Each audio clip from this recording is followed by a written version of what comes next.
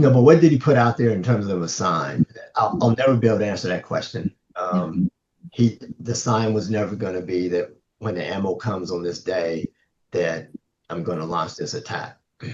And more so, there was never going to be a sign because we learned 2 years later in the trial that these are things that he had in his diary. 1993, he wrote, now remember the attack happened March 23rd, 2003. 1993, he writes in his diary, I do not like the military. They have too much control over people's lives. I suppose I'm just anti-government. 1996, anyone who stands in front of me shall be considered the enemy and dealt with accordingly. 1996, destroying America was my plan as a child and as a juvenile and in college. My life will not be complete unless America is destroyed. Destroying America is my greatest goal. 1998, he joins the Army. Huh.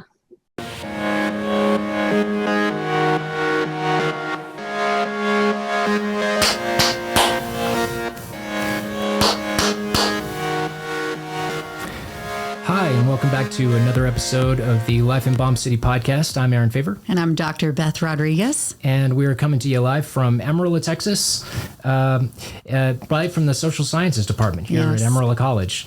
This morning we have a special guest with us.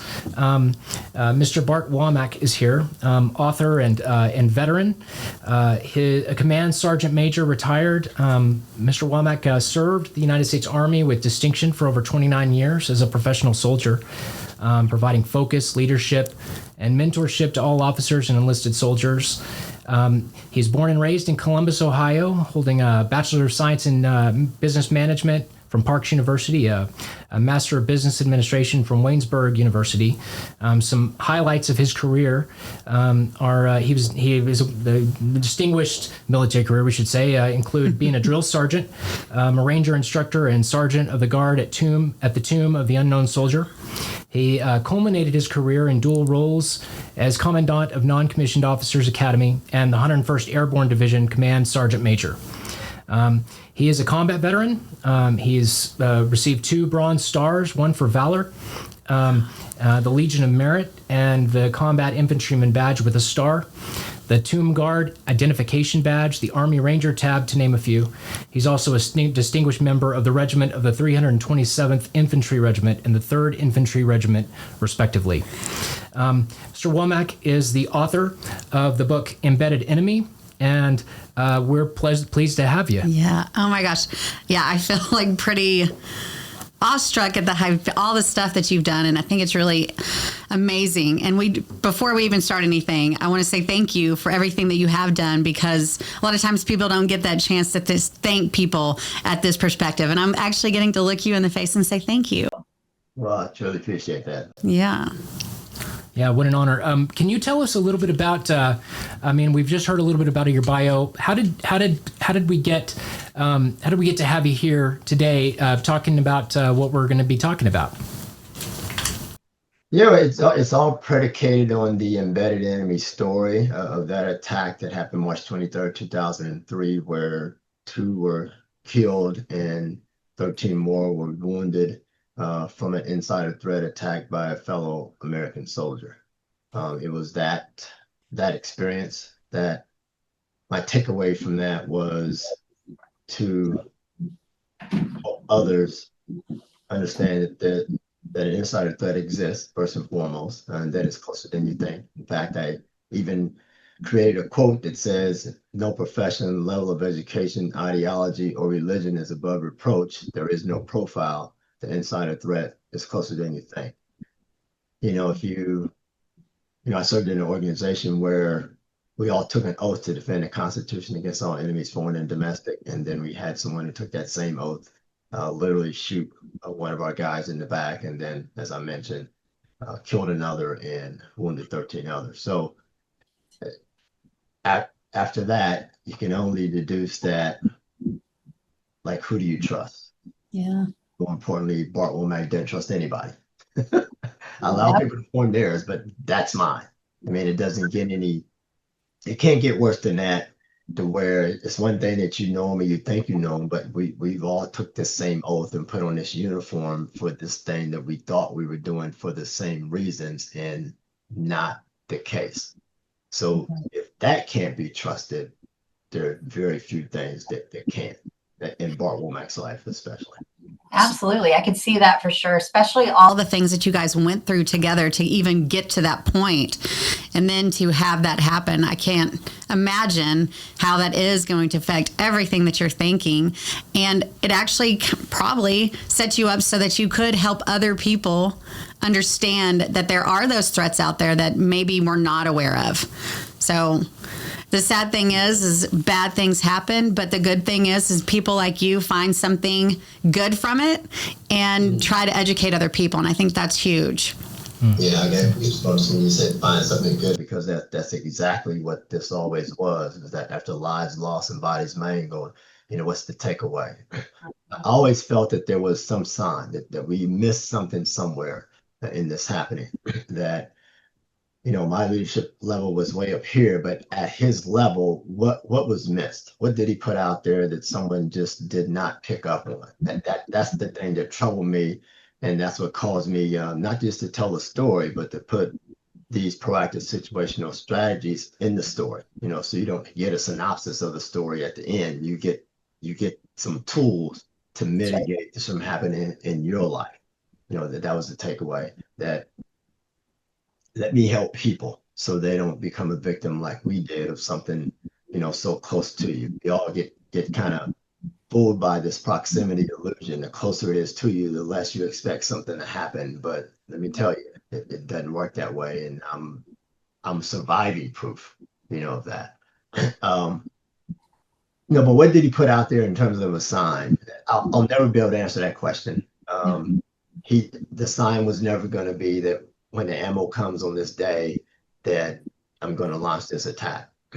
And more so, there was never going to be a sign, because we learned 2 years later in the trial that these are things that he had in his diary. 1993, he wrote, now remember the attack happened March 23rd, 2003. 1993, he writes in his diary, I do not like the military. They have too much control over people's lives. I suppose I'm just anti-government. 1996, anyone who stands in front of me shall be considered the enemy and dealt with accordingly.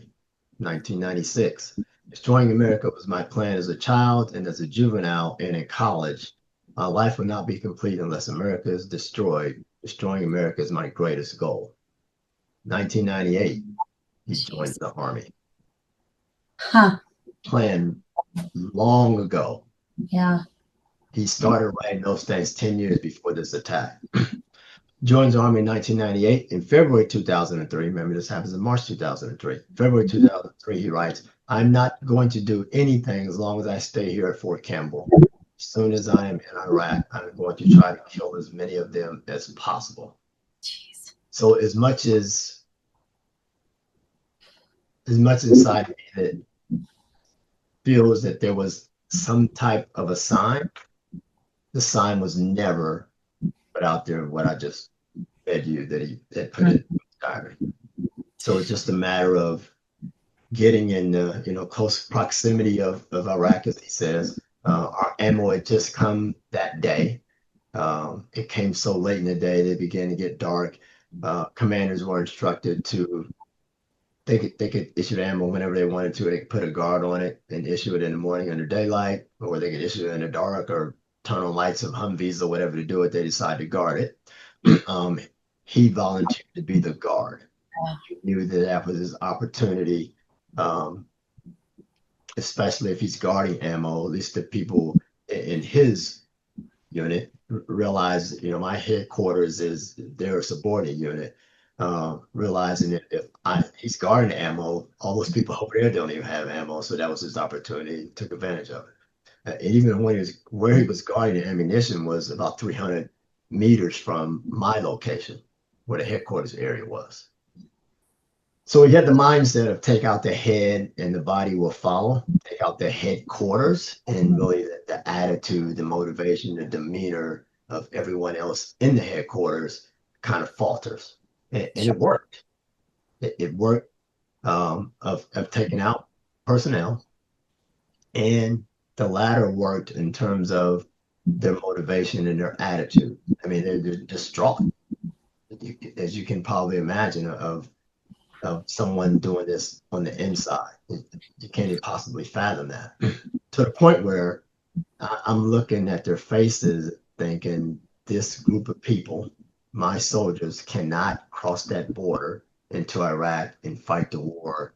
At that time, we were scheduled to go 4 days later. That ended up being moved up 2 days later, which is probably, God saying, "Here's a blessing in the chaos. I'm going to bless you by getting you out of this place and getting over there to where you know who the enemy is." Yeah. You just got kind of, shot in the back by one that you didn't expect. So to set up some context, I think for listeners who may not immediately know what happened in the post 9/11 environment, where we have the September 11th attacks on New York and in Washington D.C., the United States launches a long-term military campaign in Afghanistan, followed by, in 2003, a longer military campaign in Iraq. And in 2003, you mentioned being there on the border, the country you were speaking of which is Kuwait. Is that correct? That's where we were, yes. Okay, and getting ready to invade Iraq there in the opening phase of the war. So some of the profile that you're mentioning with regard to the individual, there's not a profile, I should say, like kind of just it's a faceless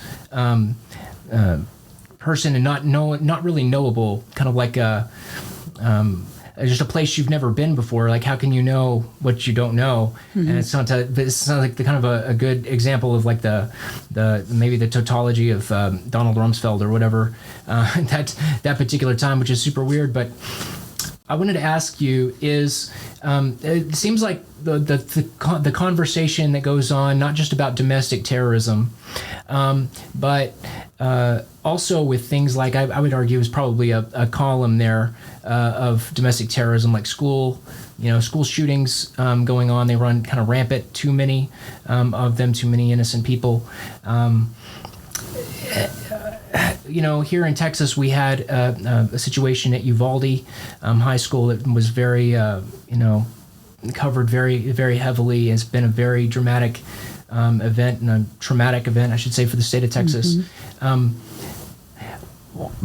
It seems like there's always, after the fact, people come forward and say that those specific individuals, they're like, "Oh yeah, we knew that that was the case, and that they were marginalized, they were being pushed in this direction," and it was only like apparent, seems like, after the fact. And I don't know if that's what you're saying, or if you're saying that it's impossible to know, literally impossible to know that information. So there must be some kind of a paradox going on where, I don't know. Can you talk about that? Yeah, I unpacked all that because I had a lot of things to say. You were going through that, so I will start with the profiling. And and in that quote, what I'm referencing is profiling. And and in that quote, what I'm referencing is that we don't know who it is. So you cannot say this person who looks like this, they're from here, they do this, they wear that. Got to get rid of that, because we would have suspected that someone who wears the same uniform as us would commit an attack like this. Got to get rid of that type of profile. First and foremost, as relates to profile. That proximity illusion that I spoke of it's never going to happen here.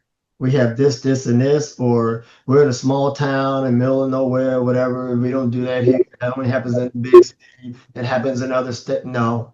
And then they said that in Texas at the first one, the other first one, the first one. Exactly. Right? Yeah.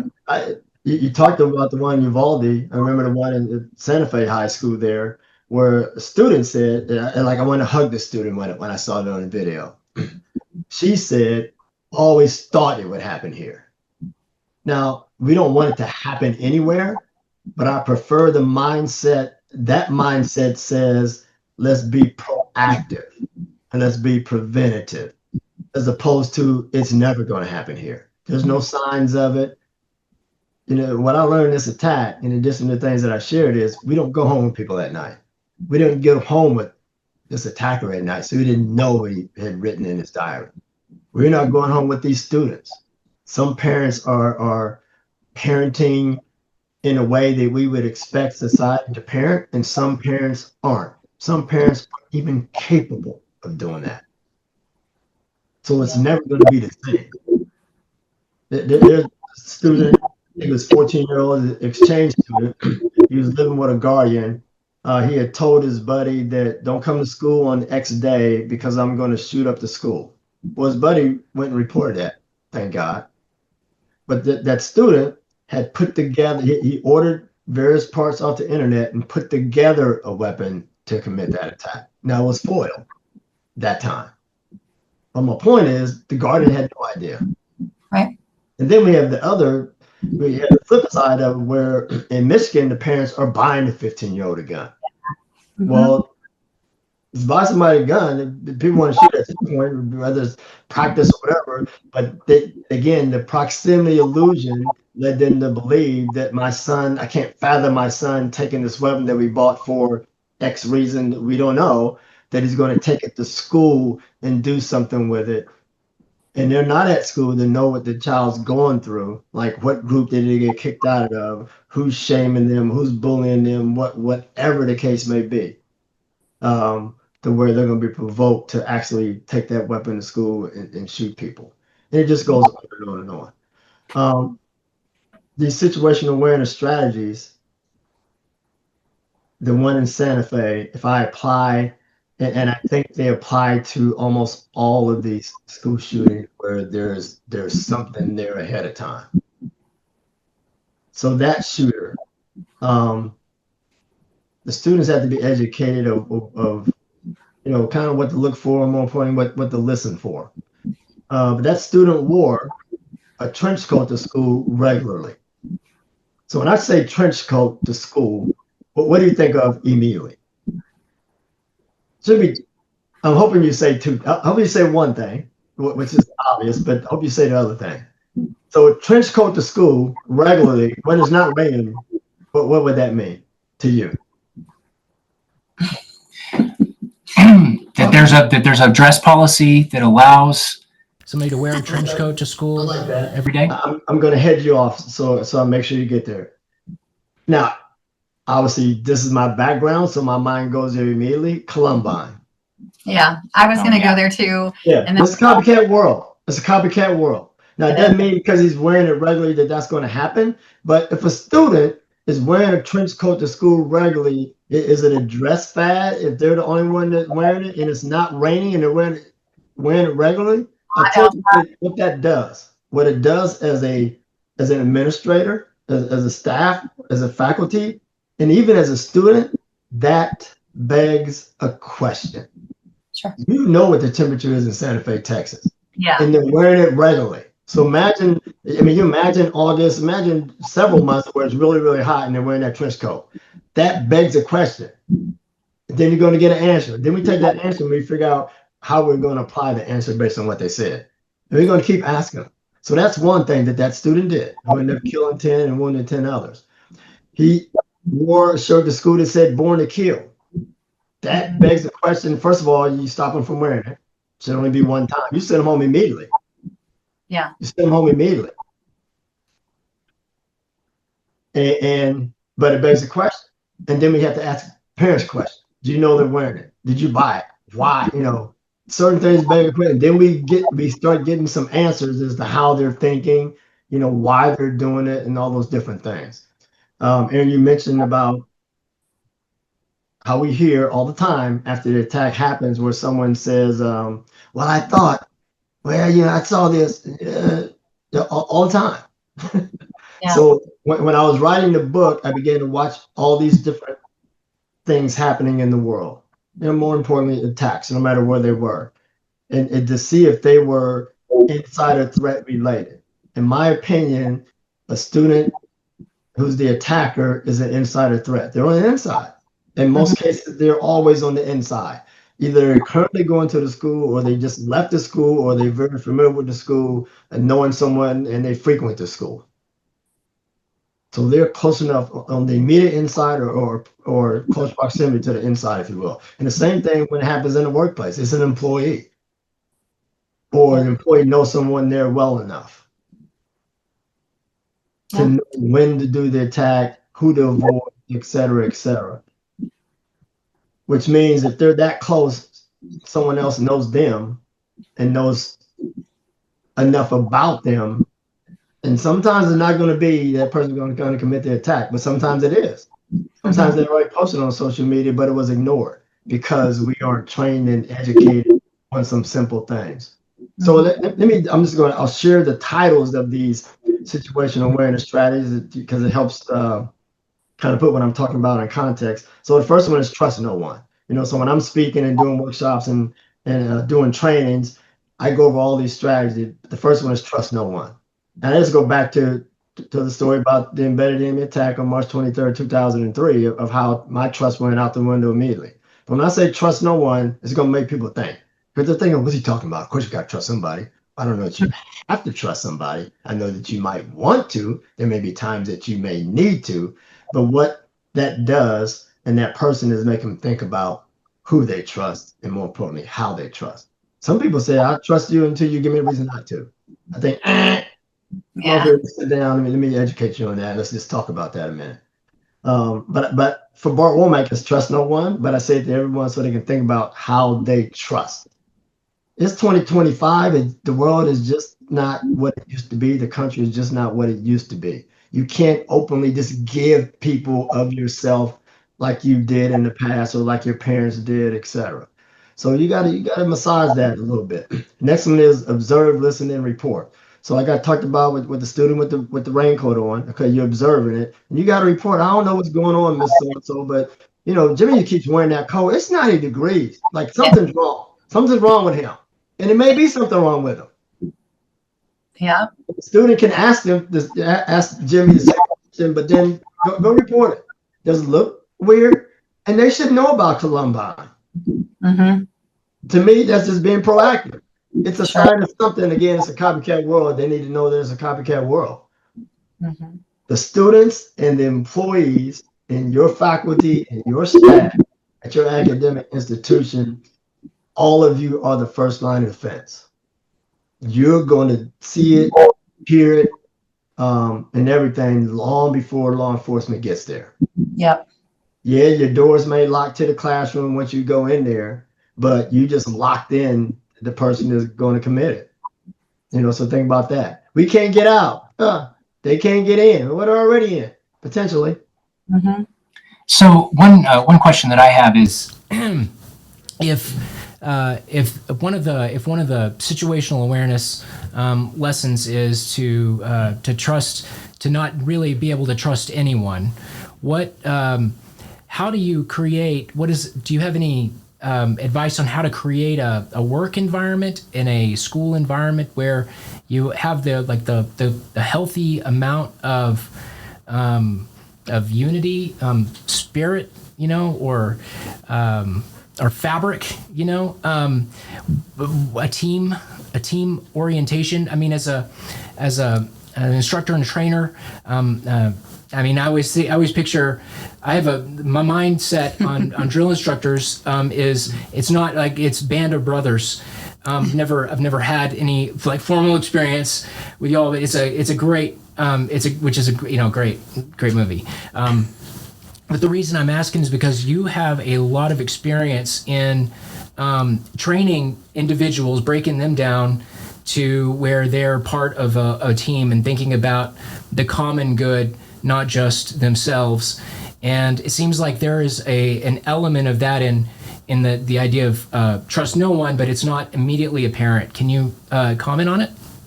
I would go back again and saying that to make people think about how they trust and how they build trust individually, how they do it. Mm-hmm. Right? It doesn't mean that I'm not continually building those things. I can't tell you in my life. We have to get off of me because I'm not a good example, right? And maybe if something like these things happen to you, you start thinking about it a little deeper as well. But it doesn't mean I'm not going to give someone kind of a little bit in an environment where it depends on the teamwork and it depends on the camaraderie and those types of things, but I'm not going to give you everything. So it doesn't mean that you stop building the camaraderie, you stop building the teamwork, you stop creating cohesion between people. That's not what that means. You still have to do that. So to answer your question, you do those particular things. But if I got everyone together, the people in that office there, and got all you together and said, we're going to all do this thing right here. I mean, start building a team and putting it all together, whatever. Some of those people, to include you, are going to go over to so and so. Well, I'd rather, if I put you in pairs, and I start assessing pairs, I say pair up, you're going to beeline to the person that you feel you can do this with, or more importantly, trust, because I don't trust Leroy. Right. I already told you that. For whatever reason, Yeah. you don't because you don't. They gave you something to say, not so much. Right. So I tell right then and there, you've already decided. You didn't say I don't trust no one, but you have to do something to where I'm going to give you some of my trust. So innately, we kind of do this already. The people will present to you how they present, and then you get to evaluate it. But it is far from I trust you until you give me a reason not to. Which is part of it as well as you build it. So I tell my class all the time, we talk about emotions because I teach psychology, by the way. And I tell people all the time that I don't think necessarily that we need to be more emotional, but I do think we need to listen to our emotions more often.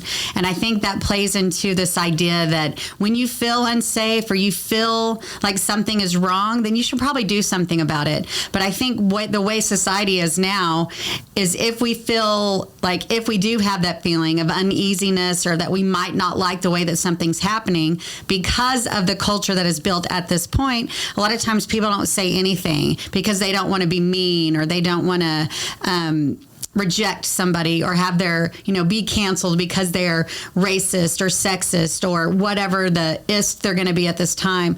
But I think that it's a huge part of what you're talking about is, when you do, it's not necessarily, not giving your trust to everybody, but also, giving it, but being also very vigilant and aware of what's around you.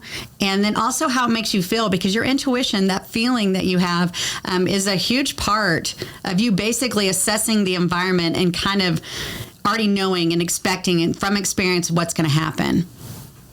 Yeah, so the next one is observed listening point. I may share a little bit about that, but I'll tell you. I left the military. I went to work in Hollywood as an actor and military technical advisor. And at the same time, I was managing an apartment building right across the street from UCLA. And I took over in like January of that year. And, it gets dark about 5 p.m. Start getting dark, right? I came out of a door and I looked up and the light wasn't on. The light should have come on. So I go back in the building, I come out another door, and that light didn't work either. So I said, okay, let me start writing down these deficiencies. So I get a pen and a piece of paper, and then I come outside, and I look at the whole building and try to figure out what lights are working and which lights aren't. While I'm doing that, I say, if someone is watching me right now, they should think this is suspicious behavior. It's casing. They didn't know I was the property, building property manager. So it's casing. Right. So I go back in and they do the same thing. And now I said, well, I might as well make one order when I'm ordering these lights, and I might as well check the interior lights and see what's inoperable. Right. So I'm starting making my list. I go floor to floor. I get up on the 5th floor, which is the last one down here. Freeze. Well, and I've been around long enough when someone says freeze that then I give me a lot, the freeze pop. It means they have a gun pointed at me and, this is at my back. So I hear the voice and it sounds younger than mine. I'm like, okay, we don't want to no itchy fingers or whatever, And they'll say, put your hands up, drop us in your hands. There goes pen, there goes the paper. Hands behind your head, get on your knees. They handcuff me. And then they say you fit the description of someone that was called in. Well, I already said that I should be called in. Well, Yeah. That I look suspicious, right? And if someone sees me, they should report it. Well, that's what happened. I'm a great manifester. I didn't manifest that 5 police officers should show up with guns drawn. I didn't manifest that for someone on with a pen and piece of paper.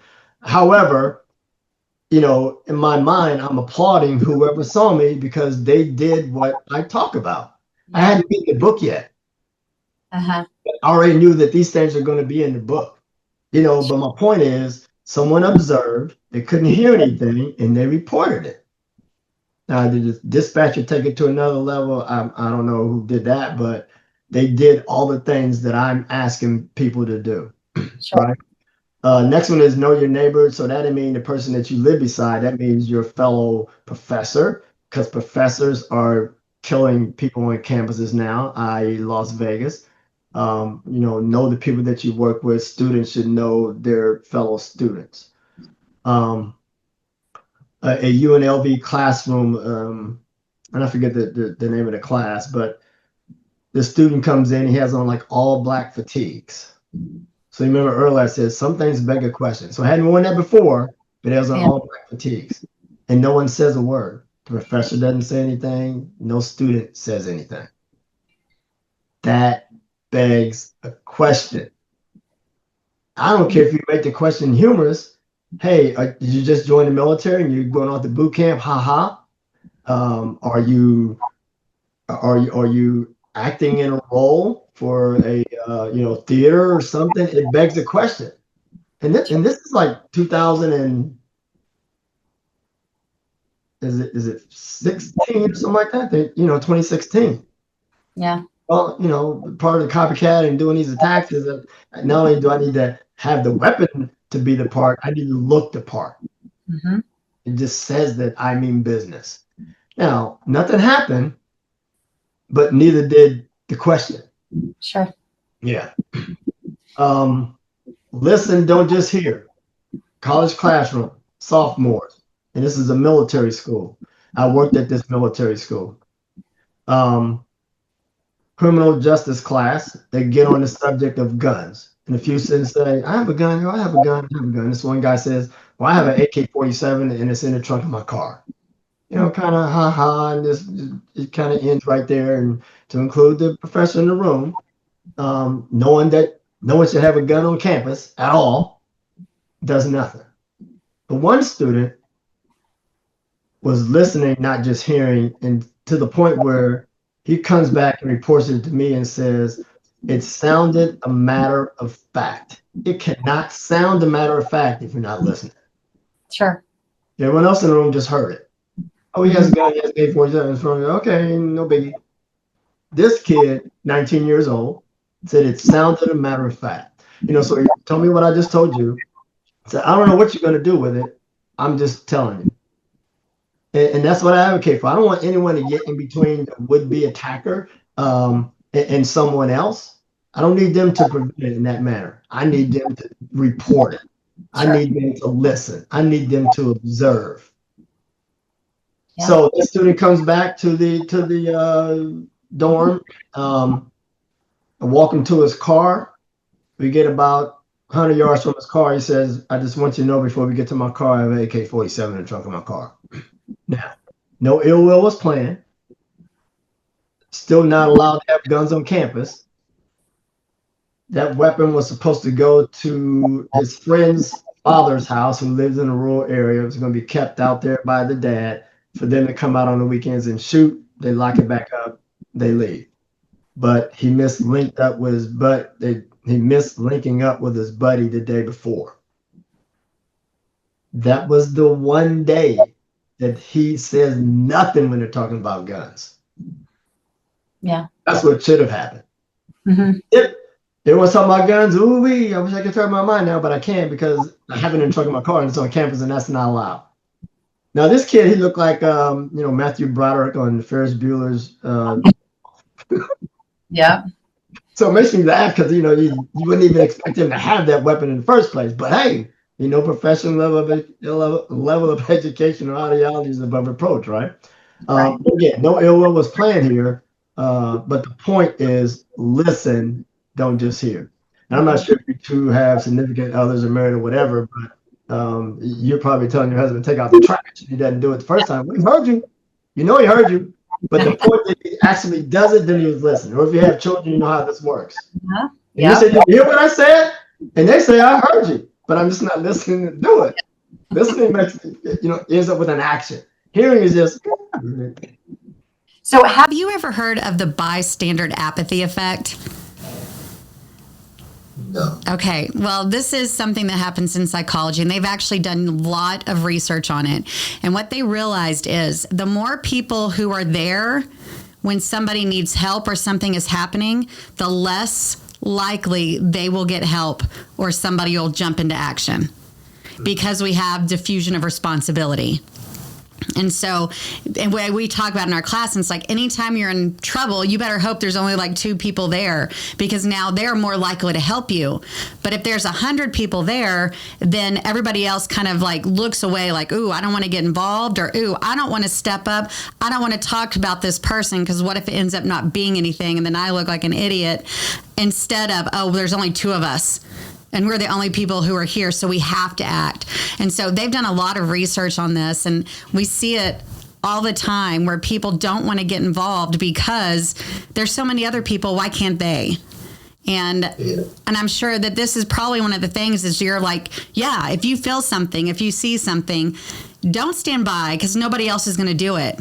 You should. We have to have people step up and do those things. And in most of the things, it's pretty much anonymous. They don't know that you're doing it. Mm-hmm. They have no idea that you're doing it. So like I said, I don't advocate for someone to intervene between the would-be attacker and who they're attacking. So this is pretty much anonymous. And then the last one, Aaron, to your point is gut check. It's our strongest sense. Yeah. But when we're feeling it, when it's talking to us, and we're sensing all these things, many of the things that I've talked about already as the strategies, we're feeling that thing right here that's telling us something about that person and what they're doing and what they're presenting to us. We have to leverage what they're giving to us. We have to leverage what they're giving to us. I didn't have an opportunity, but the people in my unit didn't have an opportunity to do that, over 22 years ago.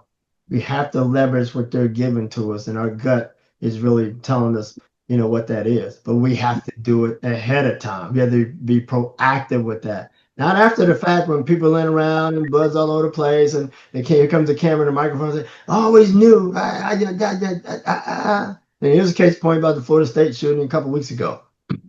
That student, Phoenix Eichner. First of all, his mother is a deputy sheriff in the same town. That's whose weapon that he used. It was a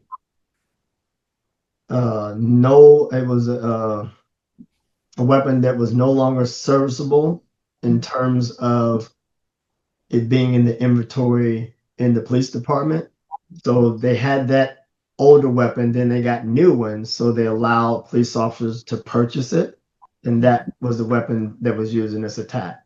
They had trained him on how to shoot. But again, that whole proximity illusion never could fathom that my son, who is the son of a police officer, would do something like this. But he belonged to this political group of students off campus. And the only rule they had was that you couldn't be a Nazi. So very loose rules. They later found out that he was, extreme to the right. Politics has nothing to do with this until you start killing people for it. Extreme to the right and extreme white supremacist. And then they kicked him out of the group because he was that extreme. But that's a sign of something. So you have this student on this campus where everyone didn't have those same values or those ideologies, to the point where he's become so extreme about it, he can't even be in your group. Well, should he still be on campus around other people who would not want him in a group either? Yeah, I mean, do you expect? I need students to make that decision. And like I said, kicked him out of the group. So you did an action, but you did not report it to try to even alert faculty, staff, and students that this person feels this way. And I don't know if the students need to know, but I do think that the faculty and staff needed to know that this exists. Mr. Womack, have you ever seen the movie Minority Report? I have. I would have trouble remembering everything. It was an old Steven Spielberg movie, but I think it came out. I think it may have come out even before, the 9/11 attacks and everything. It was all about artificial intelligence and Precognition. the need, the precogs, the need to know as much as possible about the security demands, that everybody knows as much as possible, because there's a new focus and orientation in their society, I guess, aimed at criminal justice, specifically that they were trying to stop people before they had an opportunity to commit crime, because they were able to predict using data. And I guess Precogs. in this there were three ladies who were all precogs. They were Right. called precogs, like precognition type people. Before they even thought about the opportunity to be able to do it, they were already trying to be proactive. As you're mentioning, one of the issues that people have when they're thinking about or trying to conceptualize the point of the movie, or maybe the plot, is that Tom Cruise's character is like the head of that unit, in the police department. And so he is completely in denial as to whether or not he is capable of doing what they're telling him he's done. And so the whole movie he's running, and towards the end, spoiler alert, but it's 25 years old or so I think it's okay. If I have your permission, I can give it away a little. And towards the end, he finds out the motive for why he was going to do it. When he finds that out, he says, "I am going to do this," and he changes his mindset. And it's one of those movies. It's like, is it the chicken or the egg?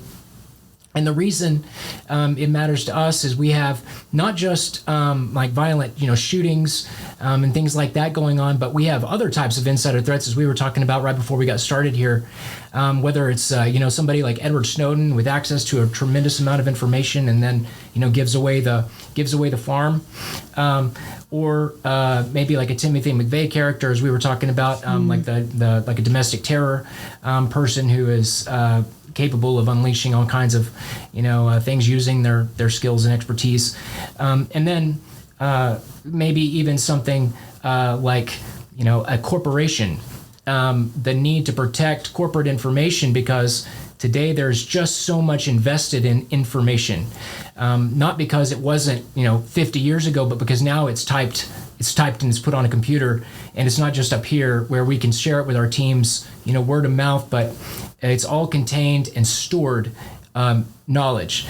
And it seems like there's even a larger lesson also beyond just the physical violence section of this, which is very applicable to the current age. So I don't know. Is that something? Do you do training on those types of things? It's really the training is I go in detail about these situational awareness strategies and how to leverage them. And when you got the people in the room, you get their feedback from it, or their takeaway and their questions from it, to try to leverage into perhaps a situation, whether it's something that they're seeing now or something that they've seen before. But I would say that pretty much everything you just said, would apply or come up in facilitating that training in those workshops. It's because I would say the landscape of an insider threat is so big, you can still use these things to kind of either mitigate or reveal some things that may be happening. It's all in this big funnel, if you will, of situational awareness. We have to decide that we're going to be situationally aware. Yeah. We have to decide that we're going to. Because the mission is so important, it's not up to any single individual to promote the common purpose or mission of, for example, our community college.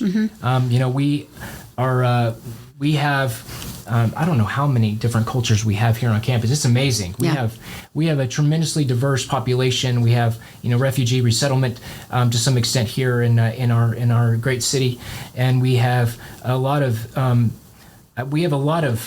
opportunity to learn a lot of things about a lot of different types of people that come from all different walks of life. And so I mean, that's baked into a college or a university campus or a high school campus or a junior high. It's like people don't necessarily make decisions as to where, those things are placed. They're placed because there's a need in the community somewhere. And that's what I like to think Sure. part of what we do is always trying to fill voids and stuff. So it's a complicated, it seems like kind of like it's just a complicated task. Sure. And I think it's a real challenge what you're asking people to do. And Well, I'm going to disagree. I think it seems like something, really, if you look at the bottom line of what you're saying is if you feel something, you see something, you have to notice people and communicate. We over and over, we talk about, ask questions, look and decide. And I don't know why we don't do that still. We don't. I feel like, it used to be more about the idea of community where you ask questions. Your neighbor's parents could give you a spanking if you did something wrong. And that's but now that's not the way it is. We're very separate. We don't feel bad about talking to people or feeling a certain way about people, or we're going to get judged for, saying something beforehand instead of afterwards. And I don't know. I think it seems, it's not simple. Nothing's ever simple, but it's kind of that basic idea. We need to just be more aware and we need to communicate. We need to ask questions. Yeah, from an education standpoint, the audience, in this case, is just say the students and faculty and staff, they need to know that they are the first line of defense for anything happening. So the training has to be continuous. It can't be, oh yeah, we checked the block, we did our drill of active shooter drill. But first and foremost, the bullets are flying. There's nothing proactive about that aside from the drill itself of what to do when the bullets are flying. I'm trying to prevent the bullets from flying in the first place because they're flying from the person who already goes to your school. Mm-hmm. Nobody's walking down the street. They ain't coming up from Dallas to Amarillo to do this unless they were in that area beforehand. They would be on that campus. Let's get away from your school. Be proactive. We're going to get away from that one. But my point is, if they are trained and told that they are the first line of defense, I think the mindset of having the courage and being told that reporting makes you the hero. You saved 10 people. You saved what happened at Florida State from happening. You saved from what happened at Uvalde happening. You saved what happened at Virginia Tech the first time happening. Oh, you saved what happened at Virginia Tech the second time happening by knowing that you are the first line of defense. Mm-hmm. So now you begin to develop some courage to be able to, observe, listen, and report. And even if you have to go to the administrator or staff or faculty that you know best to tell them, that, okay, this thing that happened, go to the one that you know best.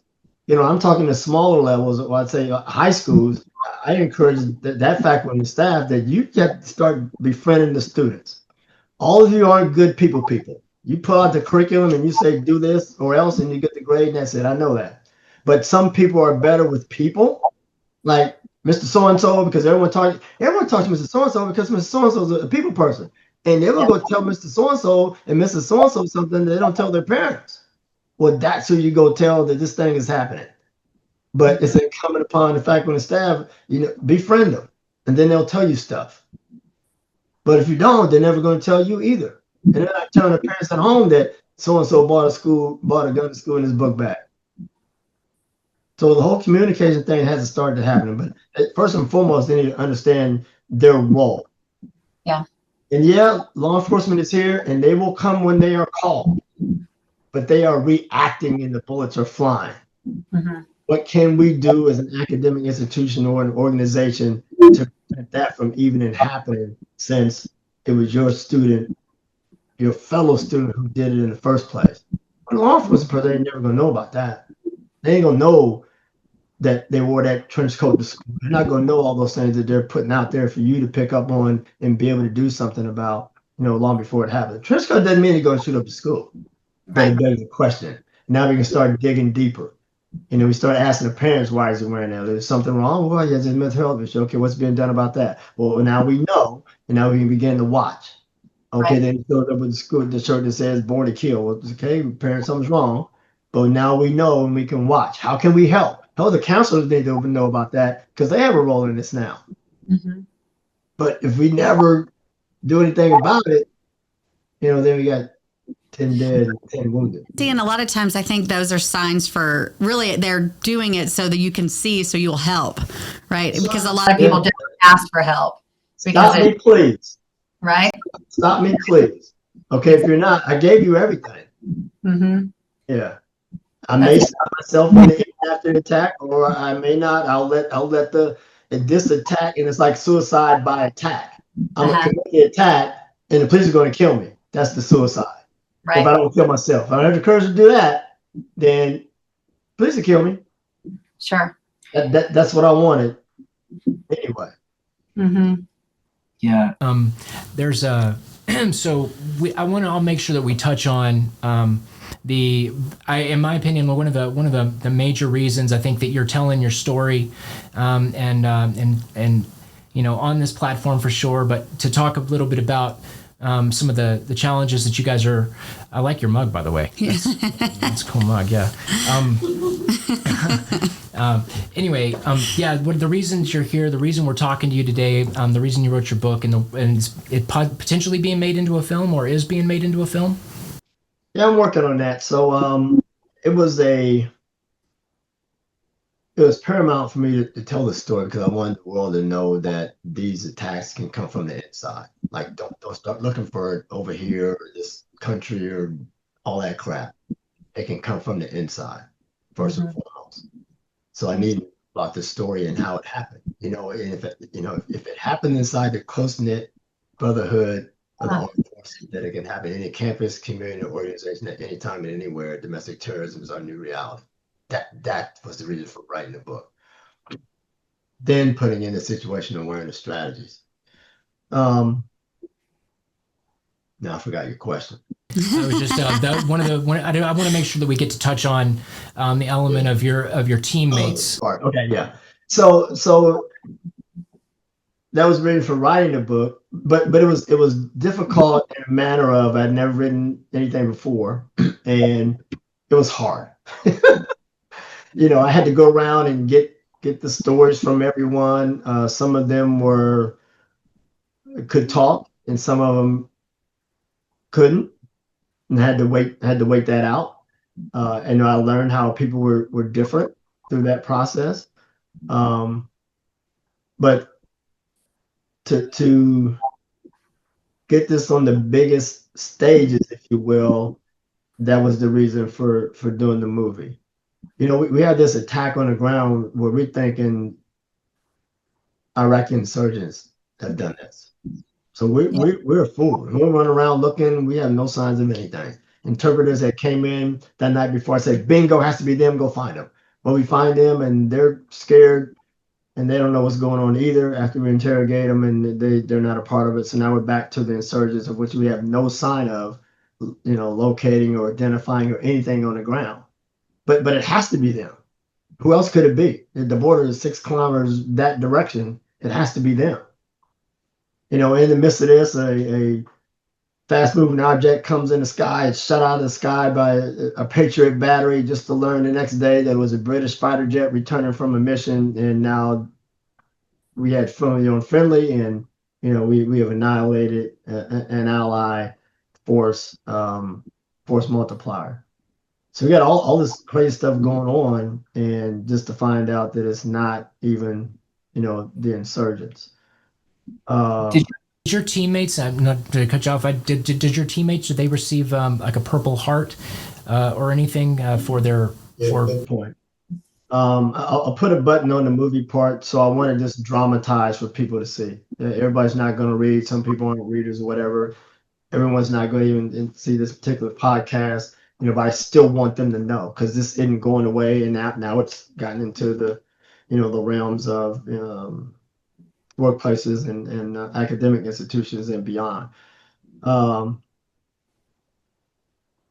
but in this, of the killed and wounded, they never received the Purple Heart Medal. So that's something I'm working on. Very upset with the Army and the Air Force. Of all the casualties, 2 were Air Force, 1 killed, 1 wounded, and neither department is budging on these Purple Hearts. So the military never called this anything. They didn't say it was a terrorist attack. I'm the only one saying that. So if you get that out there, keep saying terrorist attack, because that's language that people need to understand of what it was. And what I read to you that was in his diary, how can it be anything other than that? So the Department of Army and Department of Air Force has those same diary quotes. They just have not embraced this as a terrorist attack. They haven't called him any of our country. They haven't called it anything.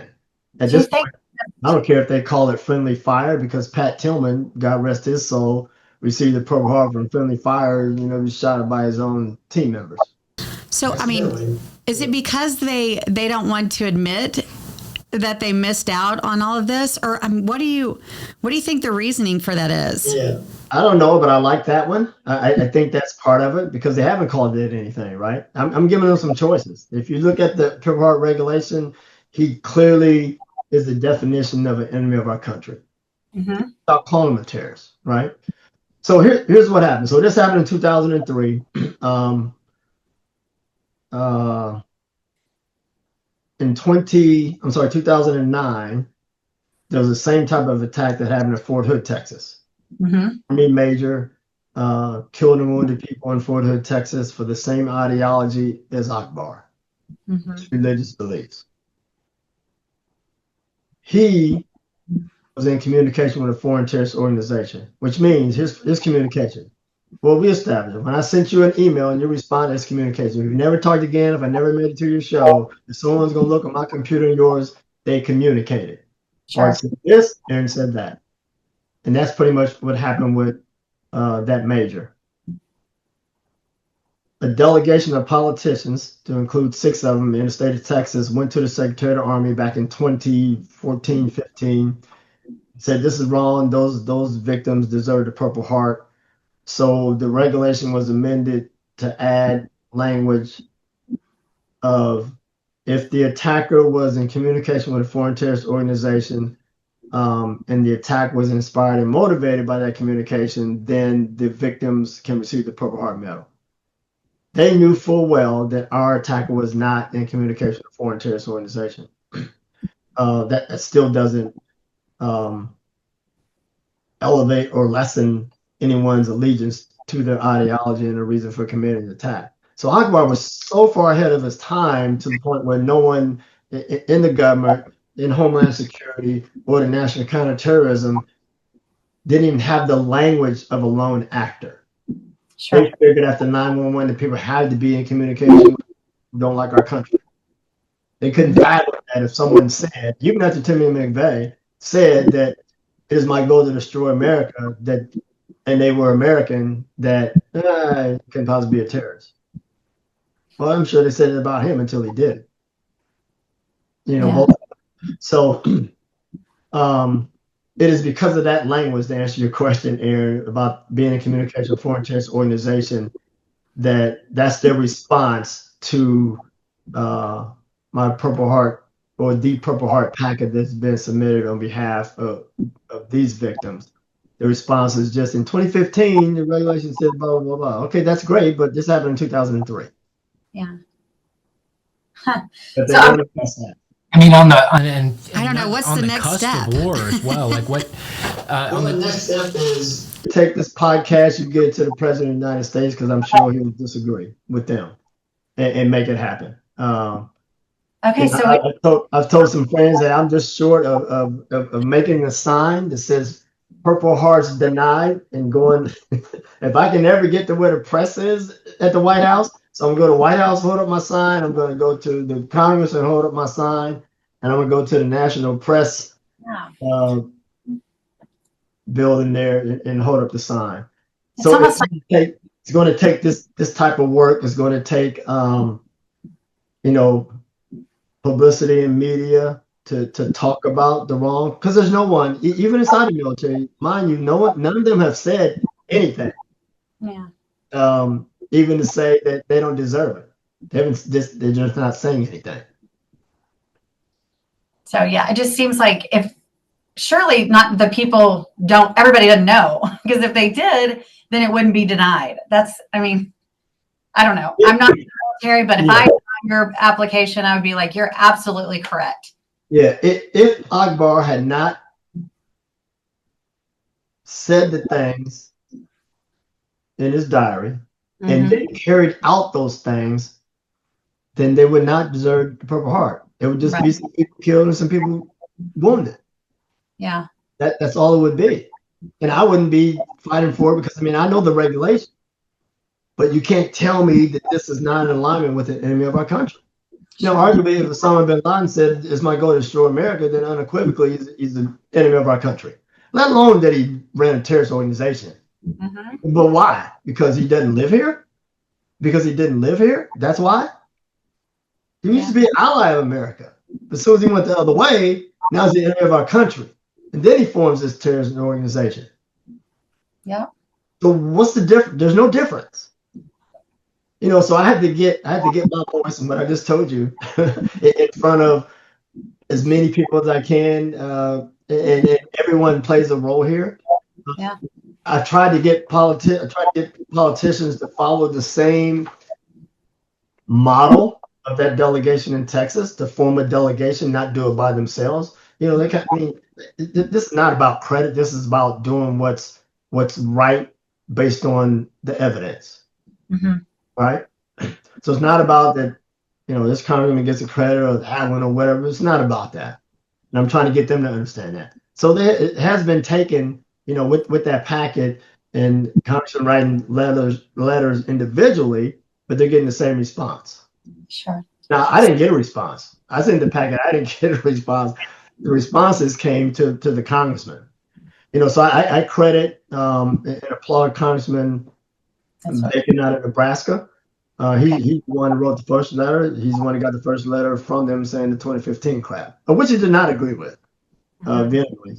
And Congressman Green out of Tennessee, Congressman DeLuzio here in Pittsburgh, they all did it individually, and they all are veterans. I'm trying to get all the veterans that are congressmen to collectively go to the Secretary of the Army, go to the Secretary of Defense, go to the President to get this done. And I don't think any of those three individuals, of which the Secretary of the Army is the approving authority, it doesn't need to go any higher than him to approve it. So there needs to be organization within and pretty much every community that we can find to be able to honor everybody who was wounded or killed in this attack, including your congressman, can they go to your website and find a petition? That would be Bart Womack. I'll make sure that I get this on the screen. BartWomack.com, and we certainly appreciate you being a part of our conversation today. Thank you very much. Thank you for your time. Thank you for your service. I want to echo absolutely what Beth said at the very beginning, which is that, you know, it's not very often you get to tell people face to face, and so thank you very much. We certainly appreciate you, and we want to make sure that we do everything we can to honor sacrifice. Yes. All right, Beth, Aaron, it's been a pleasure talking with you both, sharing this information. I hope the audience gets something out of it, and thank you for having me, and thank you for the gesture. Absolutely. Yes, Thank you.